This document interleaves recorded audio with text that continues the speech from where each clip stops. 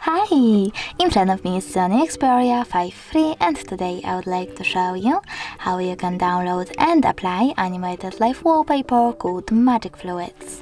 Start by accessing Play Store, clicking on the search bar and typing Magic Fluids.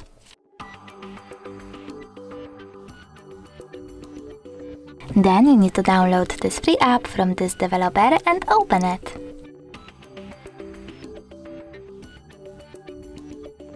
Now click on Got It, tap on those three lines at the bottom right corner and select Settings. Over here just I accept and adjust your wallpaper however you wish to. When you're ready, click at the top right corner and bottom one again, but this time select Set as Live Wallpaper, click on Set Wallpaper and decide if you wish to see it on home screen or home screen and lock screen by clicking on one of those options.